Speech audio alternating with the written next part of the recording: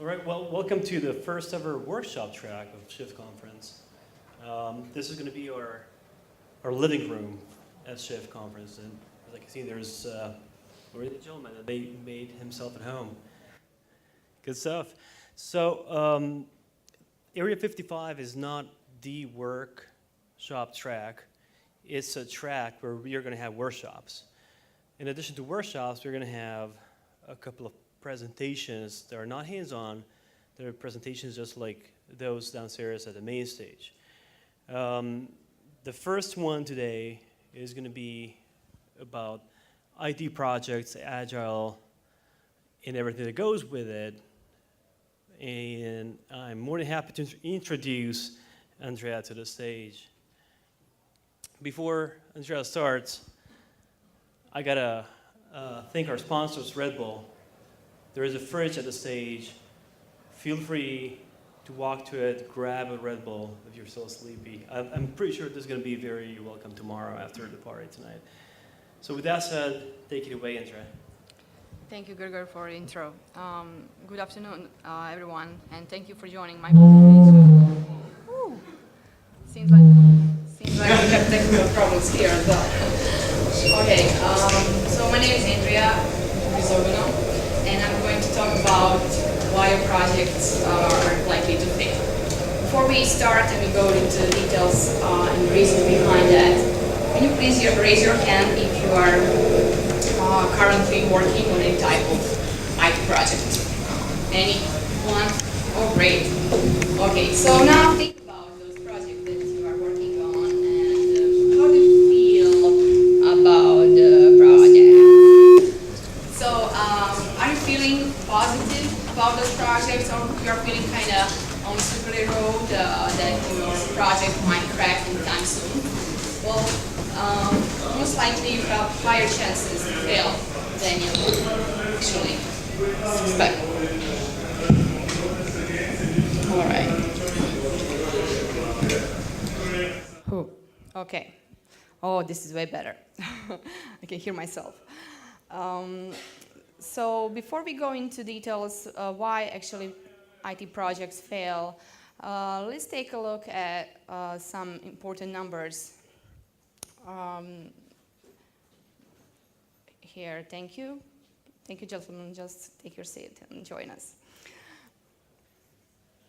So in 1995, it is interesting to see that $250 billion was invested in IT in the United States, which is also pretty high number, as you can see. But comparing to 2015, you can see that it increased to $1.3 trillion, which is basically 5.5 times more in 20 years. If you take a look at the global scale, in 2015, IT spending was $3.4 trillion, which are really extreme numbers, and you can see that a lot of money has been invested in the IT industry, but how much of that money that's been invested is actually, after all, successful in IT projects? For those of you that are from Croatia, I just made a quick comparison with Croatian numbers, and in 2016, total GDP in Croatia was $57 billion. So you can compare it with those global numbers, and you can see that it is less. It's almost more than 60 times less than global investment in IT industry in general, just in one industry. So how many of those projects are really successful? From statistics, we can see that in 2015, we had 29% of successful projects, 52 were challenged, and 19% totally failed. If we take a look at those comparison numbers from 1995 and 2015, we can see then in 20 years, we actually advanced by just 10%, which is not a very significant increase. And if you take a look at those 71% unsuccessful projects, and we multiply that percentage with the global investment of $3.4 billion, we can see that we get $2.4 trillion money which is invested but wasted. So all of you, I suppose, said that you are now currently working on IT project. Have you ever participated in a project that was running late? Yeah, that's really common thing, right? Okay, so statistics say that projects are in average late by 222%. So meaning if you are working on a project and you are trying to finish it in 6 months, means that in average you're going to finish it after a year or so. Also, projects over and budget by 189%. And taking all that into account, what I previously said, 61% of goals what are planned in projects are actually achieved. What does it tell us? It tells us that 39% of goals that you are planning to achieve have never been developed, meaning that probably we have a lot of projects and products on the market that are incomplete and that not satisfy customers' needs and wants. So working as a product manager in Appacus company, I find myself sometimes being a consultant, and I have to put myself into clients' shoes to really understand what clients need and what's the picture in their head that they want to develop. So how your next project is going to look like? Well, if you take that into account, you know that every project in average fails and is late, probably your next project is going to be like that. Nobody can predict that is it going to be success or failure, nor I'm here a fortune teller to tell you what the outcome will be. Maybe sometimes that would be a very useful thing to do, but unfortunately nobody can predict that.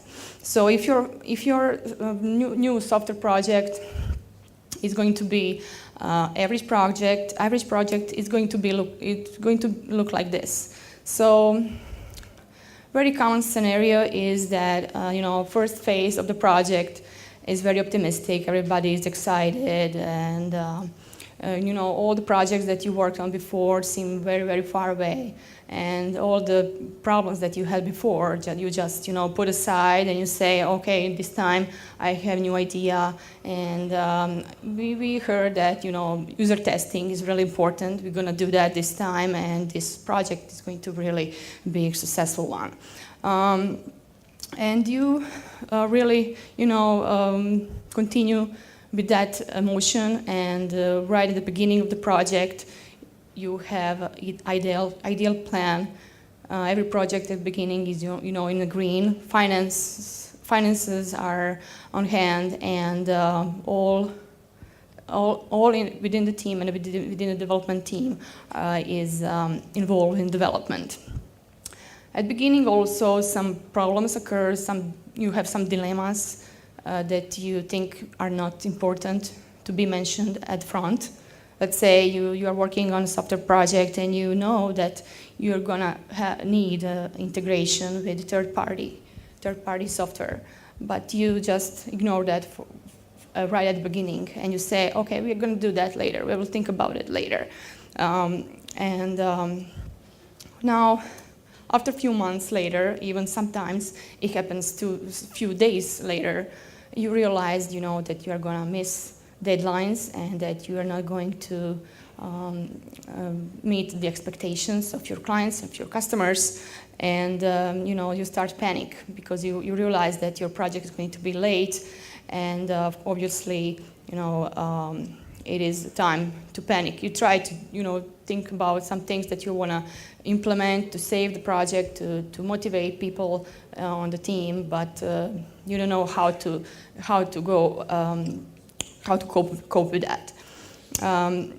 Basically, in this phase, you are, let's say, if you started a project and you're planning to finish it in 6 months, you find yourself in this phase in month 3 or 4. which is actually a time when you have to have more than half project done. And it's obvious that actually it is late to react. It's late to get back on the planned timeline. So at last phase, you are trying to do whatever it takes. I hear sometimes people changing completely technology or adding new team members on the team. So they're doing everything just to save the project, which actually just acts negative. It just helps project to fail faster. So doing project after project and implementing just few tricks that you have learned on the road doesn't help you much, because you didn't think about the core problem, and you don't understand what the core problem, why those failures happen. Very good imaginary friend of mine, Albert Einstein, defined insanity, saying insanity is doing the same things over again, but expecting different results, which can actually be applied to development of IT projects today. So why is this repetitive pattern going on? What is that causes projects to fail?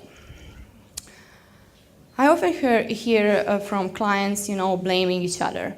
And those blames most often go to technology. According to IBM statistics from 2015, 54% of projects fail because of project management, and only 3% fail because of technical issues. Well, for me, this statistic is pretty obvious. There is no question. There is no point to question this, because if you take a look at the project management itself, it is really complex to manage. Project management is everything what we do, how we plan, how we organize, how we collaborate, communicate, how we prioritize tasks during the project development, and all those things. But on the other hand, when you take a look at the technical problems that you might have, well, can you guess any? Because especially today, in 2017, when you have so many open projects where you can exchange your ideas, communicate, and learn more, it is really obvious that project management is the core problem where problems occur and where you have to think about how to improve in order to succeed with your future projects. And this table, we will quickly just compare, because it's really amazing to see that only 2% of large projects succeed, while on the other hand, 62 small projects achieve a success. This is the reason why big companies actually divide their projects into small ones. Take Amazon, for example, who has, I think, 1,000 small projects internally, while IBM, I think, has more than 6,000, which is really a huge number if you take a look at that many teams consisting of 3 or 7 team members inside. So what is it that leads us to project failure? There are really many things. I decided just to mention a couple of them, which I find from my own experiences really important ones. And the first one is lack of planning. So I hear a lot of very often leaders saying, the sooner we start coding, the sooner we will be done. It means, usually they say, let's just start putting code in, and we will add new features while we are developing.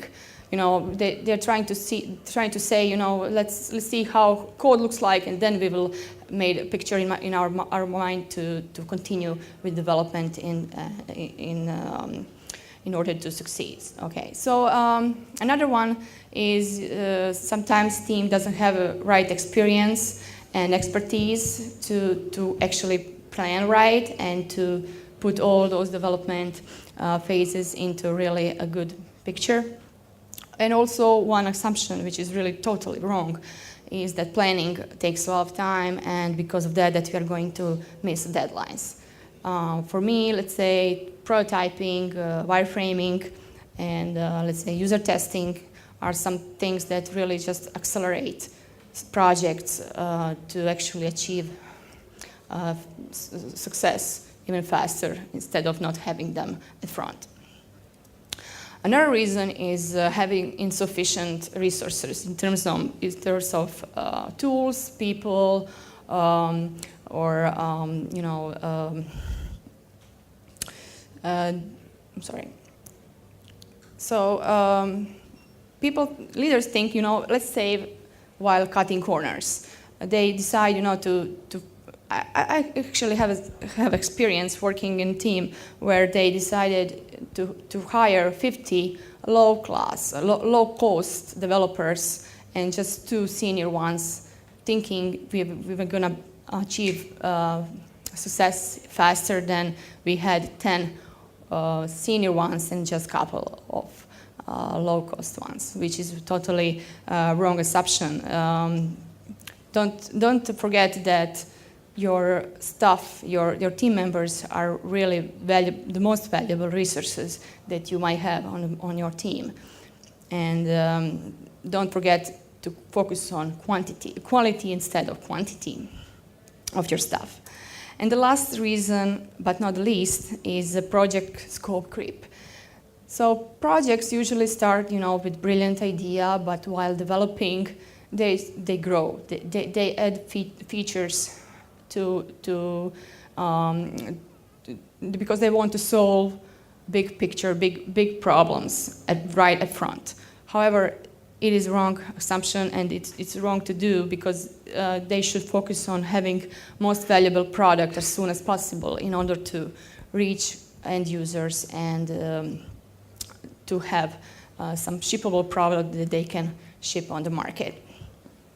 Also, successful projects start small, and later on ideas are being developed while consulting with end users and communicating with the customers.